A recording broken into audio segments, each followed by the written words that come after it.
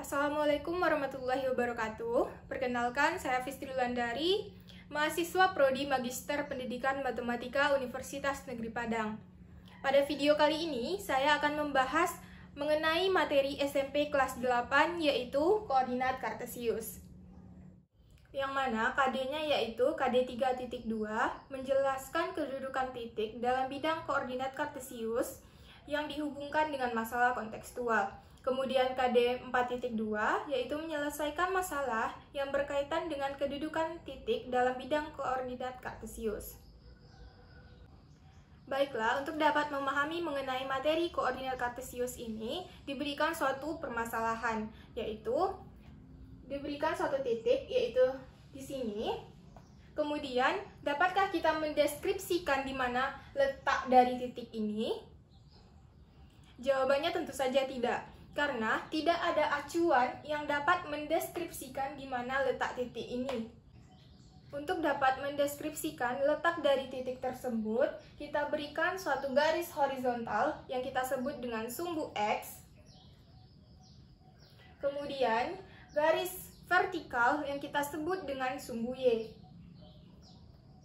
Maka, dapat dikatakan bahwa letak dari titik yang diberikan tersebut terletak di atas sumbu X dan di kanan dari sumbu Y.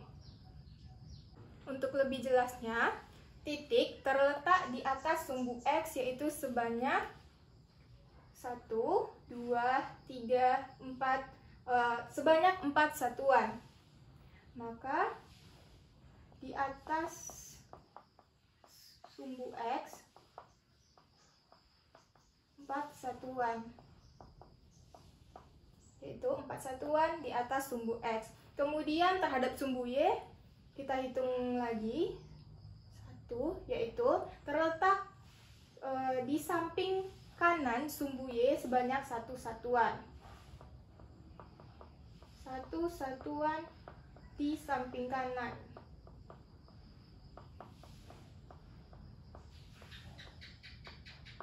Sumbu Y.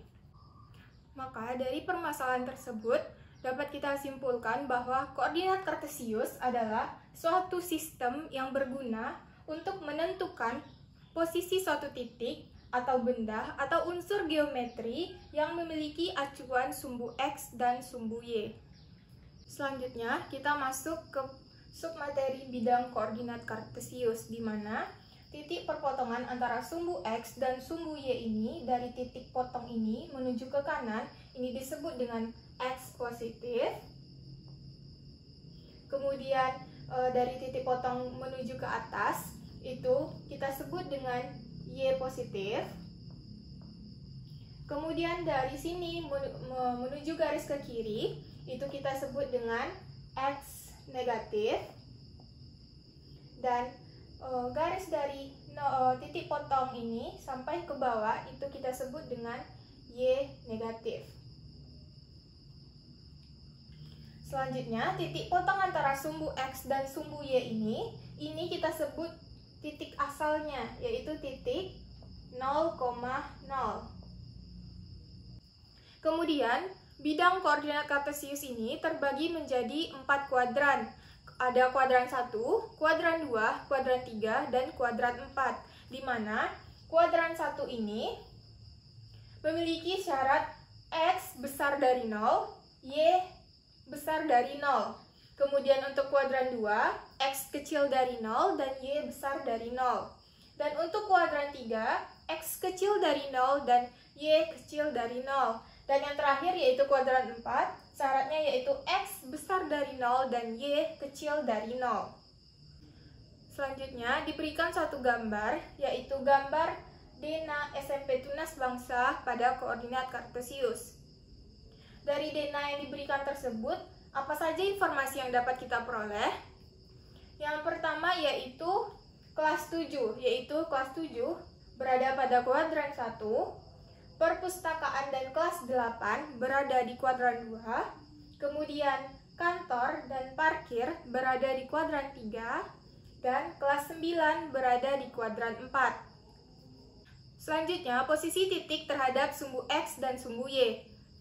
Dari Dena SMP Tunas Bangsa yang telah diberikan, kita ambil satu contoh, yaitu kita ambil posisi titik kelas 7. Kemudian, kita diminta untuk menentukan posisi kelas 7 terhadap sumbu X dan posisi kelas 7 terhadap sumbu Y. Langkah pertama yang harus kita lakukan yaitu menghitung berapa jarak dari sumbu X ini ke titik kelas 7, yaitu 1, 2, 3. Maka posisi kelas 7 berada 3 satuan di atas sumbu X. Kemudian posisi kelas 7 terhadap sumbu Y. Kita hitung dari sumbu Y, yaitu berada 1, 2. Berada 2 satuan di kelas 7 berada di sebelah kanan sumbu Y. Maka posisi kelas 7 terhadap sumbu X yaitu berada 3 satuan. Dan posisi kelas 7 terhadap sumbu Y berada 2 satuan. Selanjutnya kita pilih titik yang kedua, yaitu kita misalkan kantor. Posisi titik atau koordinat dari kantor terhadap terhadap sumbu X dan sumbu Y. Yang pertama terhadap sumbu X, yaitu kantor terhadap sumbu X, maka 2 satuan ke bawah, 2 ke bawah. Kemudian terhadap sumbu Y ada 1, 2, 3, ada 3 satuan ke kiri. Maka titik koordinat dari kantor ini yaitu tadi kita sudah ketahui bahwa penulisan untuk titik koordinat ini, X ini adalah jarak titik atau posisi titik terhadap sumbu Y. Maka posisi titik terhadap sumbu Y yaitu adalah 3 ke kiri. Karena dia kiri, maka dia bernilai negatif. Maka kita peroleh negatif 3. Dan untuk Y-nya, Y ini merupakan posisi titik terhadap sumbu X. Tadi kita dapatkan titik terhadap sumbu X yaitu 2 ke bawah. Maka karena dia ke bawah, maka juga bernilai negatif. Maka diperoleh nilai Y-nya yaitu negatif 2. Maka titik koordinat dari kantor ini yaitu negatif 3, negatif 2. Agar lebih memahami mengenai posisi titik terhadap sumbu X dan sumbu Y ini, teman-teman dapat mencari semua kedudukan dari titik-titik Dena SMP Tunas Bangsa ini terhadap sumbu X dan sumbu Y-nya. Selanjutnya kita masuk ke materi menentukan posisi titik terhadap titik asal atau titik 0,0.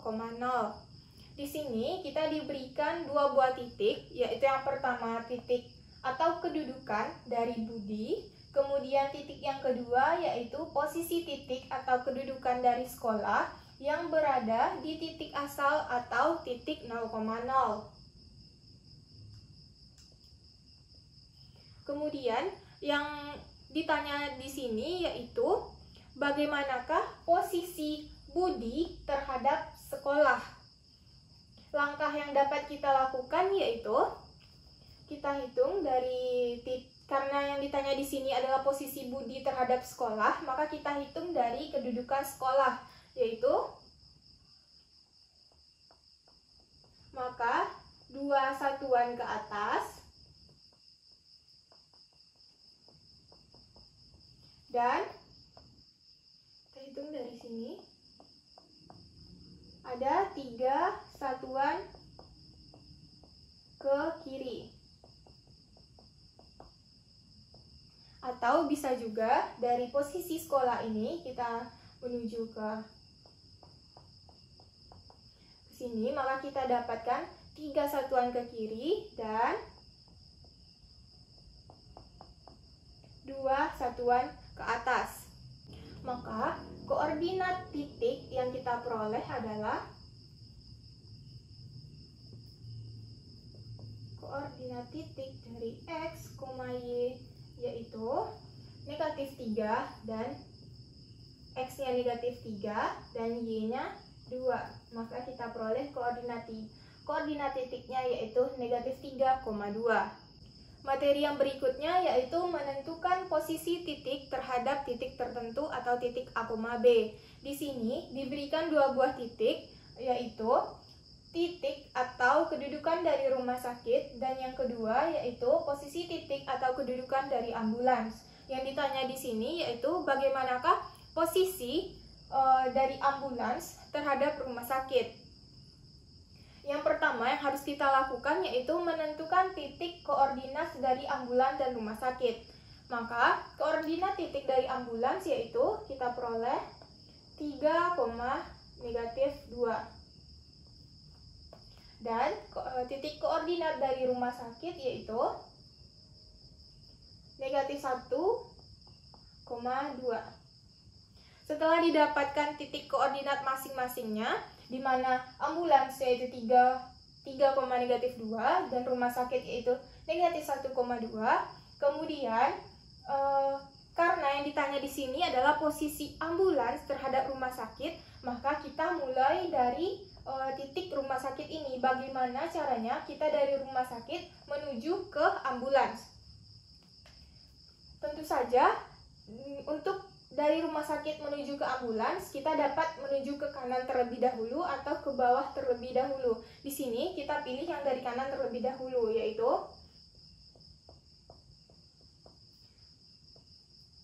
terdapat 4 satuan ke kanan,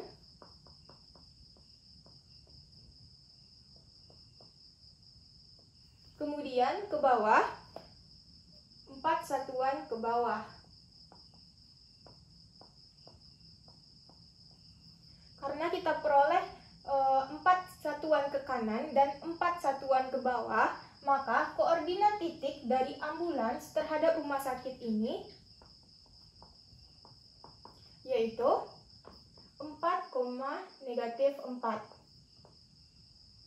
Atau kita bisa juga dengan cara lain, yaitu mengurangi dari titik koordinat dari ambulans dan titik koordinat rumah sakit. Yang mana tadi titik koordinat dari ambulans kita peroleh 3, negatif 2. Kemudian dikurangi dengan titik koordinat dari rumah sakit, yaitu negatif 1,2. Kita kurangi titik X, kita kurangi dengan titik X, dan Y kita kurangi dengan Y. Maka diperoleh 4, negatif 4. Ini adalah titik koordinat yang kita peroleh, yaitu 4, negatif 4. Materi yang terakhir yaitu menentukan kedudukan garis. Sebelum kita masuk ke pembahasannya, terlebih dahulu kita mengingat kembali yaitu materi mengenai hubungan dua garis, yaitu diberikan 3 buah gambar. Yang pertama yaitu ada garis A dan garis B. Bagaimanakah hubungan garis A dengan garis B? Garis A dan garis B adalah sejajar. A sejajar dengan B. Kemudian yang kedua, gambar yang kedua yaitu ini adalah garis A, kemudian ini garis B. Apakah hubungan kedua garis tersebut? Maka di sini adalah A tegak lurus dengan garis B. Gambar yang ketiga yaitu di sini ada garis A dan ada garis B. Lalu apakah hubungan dua garis tersebut? Kita dapat melihat bahwa garis A dan garis B saling berpotongan. Maka A dan B berpotongan.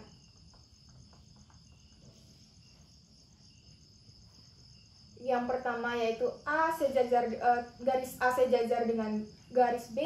Kemudian yang kedua, garis A tegak lurus dengan garis B. Dan yang ketiga, garis A berpotongan atau saling berpotongan dengan garis B. Baiklah, kita langsung masuk ke pembahasan. mengenai menentukan kedudukan garis ini.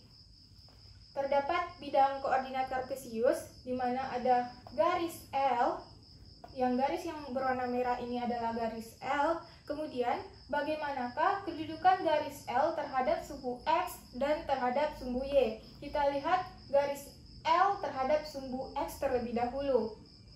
Maka, garis L dapat kita lihat di sini sejajar dengan sumbu X. Kemudian selanjutnya kedudukan garis L terhadap sumbu Y. Maka dapat dilihat di sini garis L tegak lurus dengan sumbu Y. L tegak lurus dengan sumbu Y. Kemudian contoh lagi kita berikan di sini. Ini merupakan garis dari kita misalkan M. Bagaimanakah kedudukan garis M ini terhadap sumbu X dan sumbu Y? Jika terhadap sumbu X, maka dapat kita lihat di sini. Kedudukan garis M terhadap sumbu X yaitu tegak lurus. M tegak lurus terhadap sumbu X. Kemudian, bagaimanakah kedudukan garis M terhadap sumbu Y? Garis M yang ini terhadap sumbu Y saling sejajar. Maka kita dapatkan M sejajar dengan sumbu Y. Kita misalkan lagi di sini, yaitu ada garis selanjutnya garis N. Bagaimanakah kedudukan garis N ini terhadap sumbu X dan sumbu Y? Yang pertama kita lihat dulu garis N terhadap sumbu X, yaitu garis N dan sumbu X saling berpotongan. N berpotongan dengan sumbu Y, dengan sumbu X. Kemudian terhadap sumbu Y, yang ini berpotongan juga, maka kedudukan garis N terhadap sumbu Y berpotongan. N berpotongan terhadap sumbu Y. Sekarang kita masuk ke contoh soal. Soal yang pertama yaitu posisi titik P negatif 3,2 terhadap titik Q 4, negatif 5 adalah, kita dapat menggunakan cara yaitu dengan titik koordinat P dikurangi dengan titik koordinat Q. Maka titik P yaitu negatif 3,2 dikurangi dengan titik Q yaitu 4, negatif 5. Titik X kita kurangi dengan titik X, maka kita peroleh negatif 7. Titik Y kita kurangi dengan titik Y, maka kita peroleh hasilnya yaitu negatif 7,7. Soal yang kedua yaitu secara berurutan koordinat E, F, G pada bidang koordinat di bawah ini adalah titik E, ini titik F, dan ini adalah titik G. Tentukanlah titik koordinat dari masing-masingnya. Yang pertama yaitu kita cari yang titik E. Titiknya ada di sini, maka kita peroleh. Tadi kan penulisannya X, Y. X ini jarak titik terhadap sumbu Y. Maka jarak titik ini terhadap sumbu Y adalah 2. Maka kita dapat X-nya 2. Kemudian Y ini adalah jarak titik terhadap sumbu X. Titiknya ini. Maka jarak terhadap sumbu X-nya berapa? Tentu saja 0. Maka titik koordinat dari E yaitu 2,0. Kemudian titik F. Titik F ini sama seperti yang tadi. Kita tentukan X yaitu jarak titik terhadap sumbu Y-nya. Maka jarak titik terhadap sumbu Y-nya yaitu ada 3. Dan kemudian untuk Y-nya yaitu jarak titik terhadap sumbu X. Ada dua satuan. Hanya saja titik F ini berada di bawah sumbu X. Karena dia berada di bawah sumbu X, maka dia bernilai negatif. Makanya di sini kita buat negatif 2. Maka karena itu diperoleh titik koordinat dari F yaitu 3, negatif 2. Kemudian untuk titik G yaitu langsung saja kita peroleh yaitu negatif 2, negatif 1 dengan cara yang sama.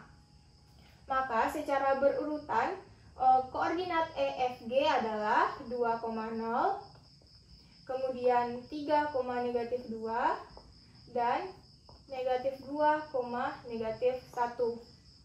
Ini adalah koordinat dari EFG secara berurutan. Yang terakhir yaitu contoh soal yang ketiga. Jika garis K sejajar terhadap sumbu X, maka garis K di sini diketahui bahwa garis K sejajar terhadap sumbu X. Kita buat koordinatnya terlebih dahulu. Diketahui bahwa garis K sejajar terhadap sumbu X. Maka ini dapat kita ketahui ini adalah garis K. Kemudian, maka garis K kita lihat terhadap sumbu Y. Ini garis K, ini adalah sumbu Y, maka garis K tegak lurus terhadap sumbu Y. K tegak lurus terhadap sumbu Y. Sekianlah materi yang dapat saya jelaskan mengenai materi koordinat kartesius ini. Akhir kata saya ucapkan Assalamualaikum warahmatullahi wabarakatuh.